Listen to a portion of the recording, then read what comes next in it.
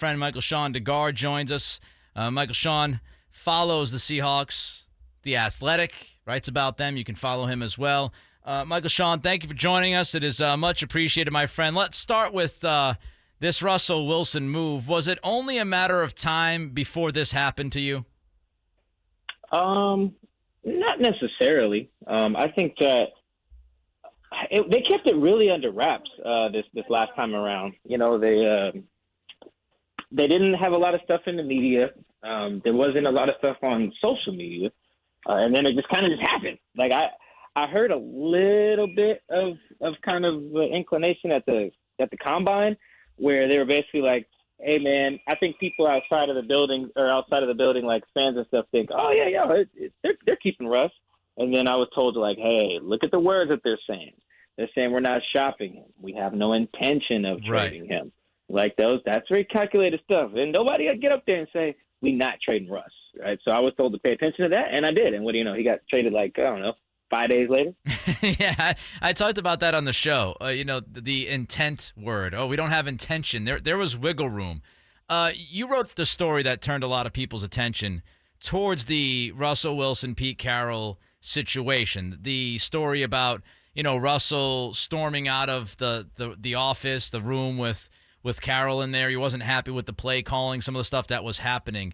When you look at each side, MichaelShawn, when you look at Carroll versus Wilson, what was the main issue between the two guys that might have inevitably led to Wilson being dealt? I think it wasn't just those two. I think the relationship, which is in our news story, we highlight that, when it came out today, the relationship between John Snyder, the GM, and Russell's agent, Mark Rogers.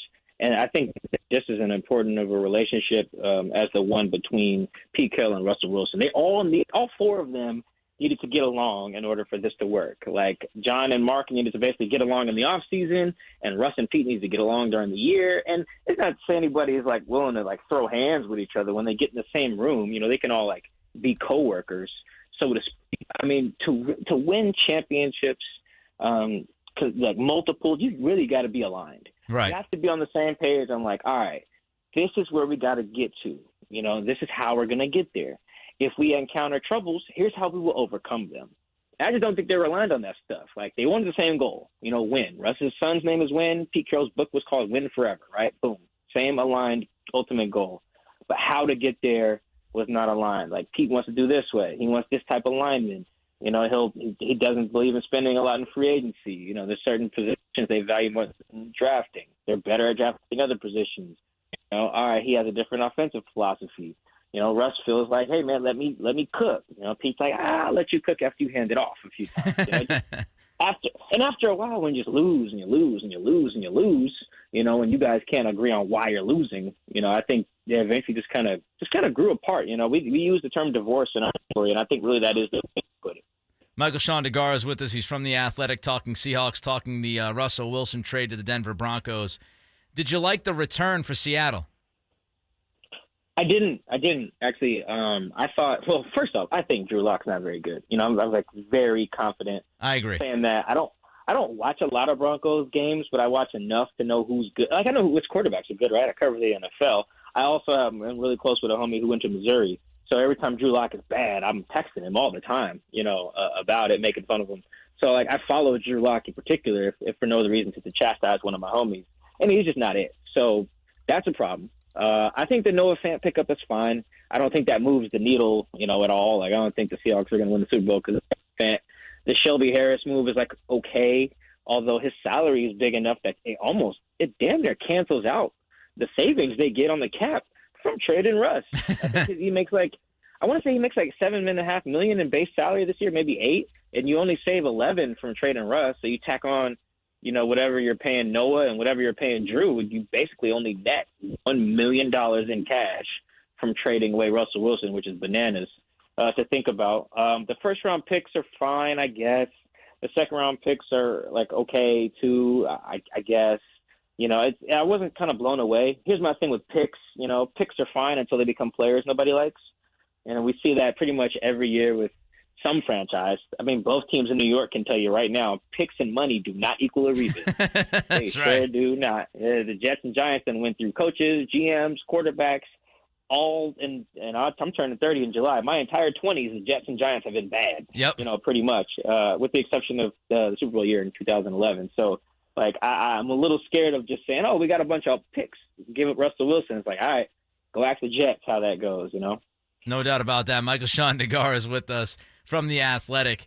One of the things about this trade that's interesting, and you can even wrap in the Bobby Wagner release last night, you got a 70-year-old head coach. I can't imagine he's thinking full-blown rebuild. What do they do now for the quarterback position? Ooh, that is a good question. Like, I'm not going to lie, I hadn't really paid attention to the quarterbacks in this draft because I didn't think I needed to. You had Russell Wilson, right? Yeah, and they had Russell Wilson, and it wasn't one of those like, all right, maybe they'll, Jordan Love this situation and take Desmond Ridder with pick 41 or something like that. I just never considered it. Now I'm like waiting on one of my homies to send me some film or like Malik Willis so I can watch it tonight. I really think that they can't trade Russell Wilson and get some journeyman guy. Right. You can't do that. You can't just wind up with like Mitch Trubisky, start Drew Lock or Jimmy G. Like, no, that's how you get fired. I do think you can buy yourself a little time if you start a rookie. You just give yourself a little bit of a grace period, or you could do what's the best football move / PR nightmare is try to flip everything you just got for Deshaun Watson, assuming he doesn't go to jail, which is like the wildest caveat possible. And we have to keep saying it. It is the wildest caveat, but it's a part of the conversation. You have to. Yeah, you have to. So you have to say, hey, if this grand jury doesn't indict this guy on Friday, maybe we should trade for him. It's like, whoa. But I mean, that's the NFL for you. If they don't have any of those in their plans, like a rookie or Deshaun, I don't know what the hell they're doing. Like, anything in between that, between a star who's been a Pro Bowler or a rookie to buy themselves some time, and I really have a hard time envisioning how Pete Carroll and John Snyder are employed beyond this next season. Last one for you, MichaelShawn. Got about a minute or so. Just your pure gut on this. Does this deal work for them in the long run, or do you think this backfires? My gut would be that I guess backfires would be the term. Yeah, I mean, think about it, right? Like, they got here during a rebuild because the Seahawks were bad in 2009. They had the 6th overall pick. They got here during the rebuild. They rebuilt very well. We're one of the winningest teams of the last decade, right? And now they need to rebuild again. How many people get to be the reason for the rebuild and then see it through? Like that's tough. Usually it gets so bumpy along the way of the rebuild, particularly trying to find a quarterback, that everyone gets fired eventually. Now so the organizational structure in Seattle is a little different. Jody Allen, the sister of the late Paul Allen, she's a little hands off, compared to some other owners. But I mean, shoot. She'll get real hands-on if people start not showing up or them season ticket prices drop because the team keeps going 6-11. So I think ultimately, unless these guys nail the quarterback situation, I'm talking you got the next Josh Allen coming in the draft, then it's just going to be really hard for me to envision everyone just surviving a rebuild. Great stuff, my man. I appreciate you. Let's do it again soon. I appreciate you for having me. Thank you. There goes MichaelShawn Dugar again. He's a writer for The Athletic. Great stuff. Great personality, too.